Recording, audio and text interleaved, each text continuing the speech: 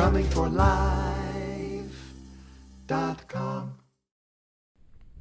Hey there, welcome to drummingforlife.com. I'm Von Barron. Aloha, hope you're doing well. Today I want to share with you my very first jazz swing brush pattern that I learned many years ago.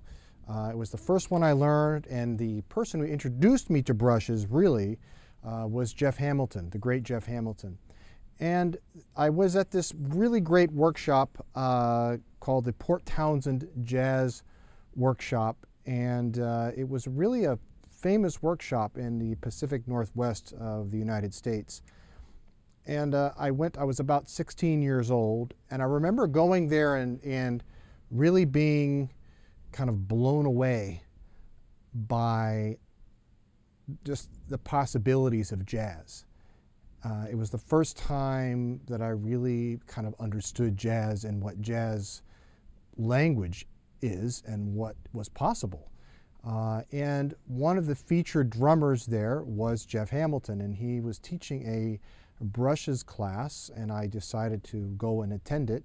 Didn't really know that much about brushes, and I went there and really expanded my possibilities in terms of sounds and textures and things that I could do. Up until then, I was really mostly just into sticks. And the patterns he showed me, of course, this was back in the day before we had YouTube and before we had our phones that could actually record videos for us and things like that. We really didn't have access to a video camera, so I couldn't record all that. I couldn't, remember it any other way except to watch and just soak it in as best I could. And then later, I try to recreate what I had learned in the class. So that's exactly what I did. I went to this class and loved it. And then I went home from the jazz workshop and just immediately started practicing those patterns and trying to remember all that he had taught in the class. And the first pattern, my first swing pattern I ever learned was this one. Let me show you what that looks like. Oh, before I get into that, I also want to mention that I'm teaching this pattern and other swing patterns in my brushes mastery course at jazzdrumschool.com. So I hope you'll go and check that out. So let me show you one more thing. Please subscribe to my channel if you haven't already, and swish, I like to say swish that like button, and leave a comment if you'd like to. I always respond to my comments, so love to connect with you. So let me show you kind of what that pattern looks like, and it's really a really wonderful and not so complicated one. So the basic idea here is we're going to have one hand that's going to be doing a circular motion, all right? And I can probably move this moon gel for right now. I don't usually use moon gels on my drums except when I'm in this kind of situation where I have to kind of control the sound a little bit, or I'm in the recording studio. Sometimes I use them there as well. But anyway, just wanted to point that out. So you want to, when you're doing your circular motion, again, I kind of go into all this in a lot of detail at the Brushes Mastery course, but just to kind of give you a thumbnail sketch, I'm doing this kind of circular motion here, all right? And I'm really trying to cover as much real estate as I can. I'm trying to cover as much as I can on the drum, get a nice, big, smooth, warm sound out of those brushes, okay? And you want to think of it like a clock face. So think of this as like, this is like your 12 o'clock, this is your 6 o'clock, 3 o'clock, and 9 o'clock. So if I'm thinking what I'm going to do is I'm going to do this kind of pattern. One of the most important things is to have your pattern be consistent. So your stroke is always going to land kind of the same way in time. One of the things I see beginning brush players do, or brush players who aren't so comfortable with brushes, is this kind of just goes willy-nilly. There's no time to it, and that's not going to be good, because you want to have some kind of definition of time to communicate to the rest of the band that, okay, here's the time. I'm contributing to the time. I'm contributing to the groove. So if you don't have that, and you don't have the consistency in the placement of your brush in time, you need to work on that. So And I'm just going to start, I can just start here. 1, 2, 3, 4. 1, 2, 3, 4. So notice my 2 and 4 are always kind of right about here, kind of about 2 o'clock. All right. Now, you can also just slightly push down on the brush a little bit, flex it a little bit, and you can get a nice little accent. 2, 3, 4, 1, 2, 3, 4, 1, 2, 3, 4, 1. Okay? See what I'm doing? So you can see my 2 and my 4 are always here, my 1 and my 3 are usually here, right? Right across, just opposite of each other.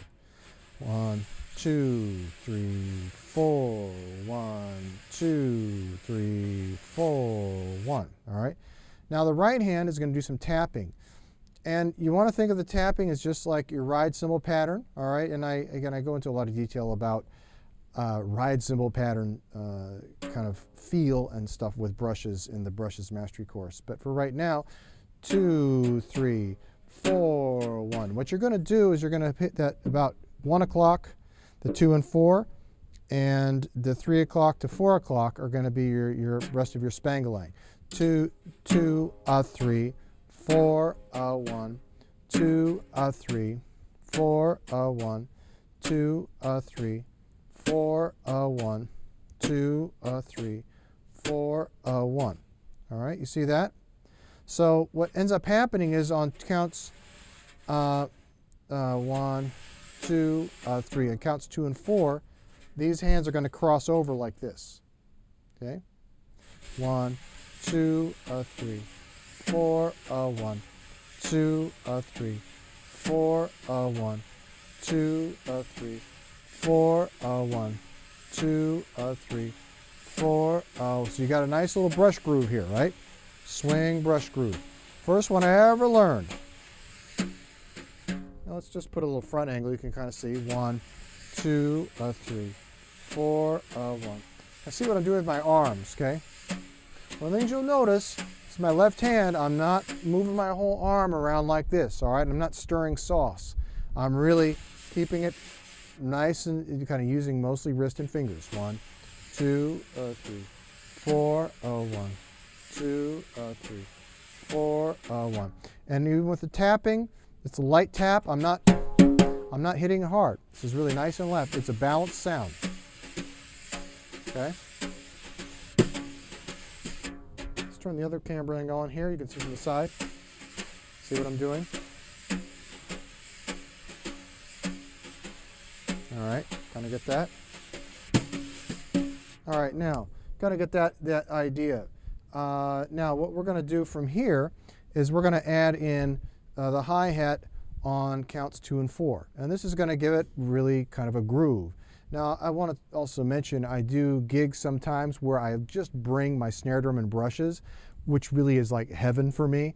I absolutely love it, as do the other musicians, because it creates all this space suddenly where you don't have a ride cymbal ringing, you don't have a hi-hat chicking, you don't have a bass drum going or fills.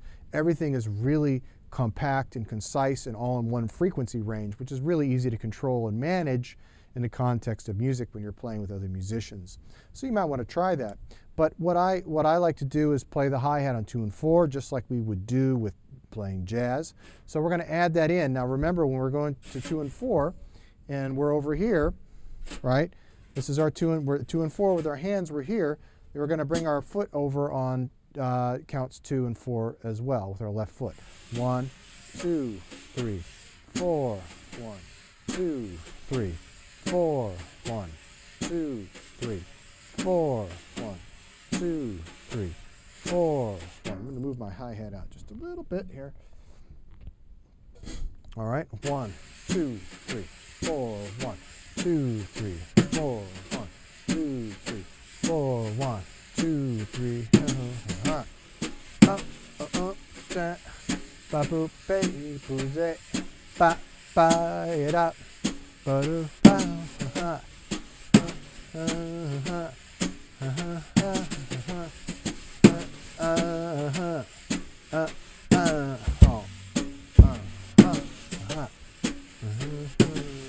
Okay, So you can kind of see, get the idea that it's a pretty swinging pattern. There's a lot you can do with it. Now I had some kind of some accents in there and bass drum stuff and going on. The bass drum is really just a kind of expressive voice. I'm not doing 4 on the floor or anything like that. I'm really using it as kind of a punctuation mark at the end of a sentence. I'm really kind of using it as a voice and not just as a timekeeper. So, but with the left hand, I'm doing some accent stuff. Again, I talk about that in a lot of detail in the Brushes Mastery course, so you might want to check that out. So that's basically the pattern. It's that first pattern I ever learned to the best of my memory after going to that jazz workshop. And, you know, I think that it'll serve you well, and it'll serve you well in a lot of jazz playing that you want to do. The final thing I want to mention about it is that it's really used because you're covering a lot of space on the drum.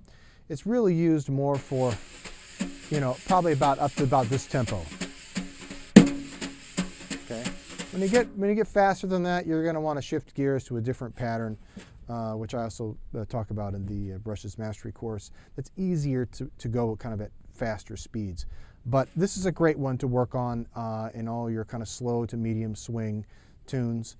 And I hope you have a really good time with it. So to go and check it out. Just a few more things I want to mention. I have a blog. I've been adding more blog posts lately to that, all about drumming, how to support your drumming, kind of how to be in shape, how to be physically ready and fit to play drums, the music business of playing drums, especially it's just focused on jazz, and also just kind of drumming tips about how to play drums. And really it's all about helping you connect your sound to the music, connect your drumming to the music, which is basically the cornerstone of everything I teach. The next thing is I have private drum lessons through Zoom. I use all these camera angles, which you've seen already in this video. If you'd like to do that, you can sign up at vonbarenstore.com. Also at vonbarenstore.com, I have a lot of great drumless tracks, which are basically drum tracks that they're drum practice tracks, so there's no drumming, there are no drums recorded. It's all just open for you to be the drummer, and you get to play with a variety of different instruments. And most of them are really focused on jazz as well. The other thing I have is the jazzdrumschool.com, which is where my Brushes Mastery course is at. It used to be at jazzbrushes.com. If you type in jazzbrushes.com, it'll still take you over to the Brushes Mastery course at jazzdrumschool.com. Either one is fine. And it's really, I'm going to be adding more courses to that in the future. So I encourage you to stay tuned for that. I'm going to be adding some stuff with sticks and mallets and hands and some other brush stuff as well. So that's going to be a lot of fun. I'm really looking forward to that. And already got a lot of students signed up for the Brushes Mastery course, which I'm really excited about. You know, people all over the world, which is awesome. I mean, just so great that jazz drumming is bringing us together. And that's what we are. We're one people, and especially drummers, I think we're kind of cut from the same cloth. So anybody who likes to schlep their drums, you know, carry heavy things and go to a gig, well, you've got a space in my heart, because that's something we have to do, right? So those are the things I have for you to support your drumming. I hope you'll check them out. And as I always say, keep on drumming. Take care. drummingforlife.com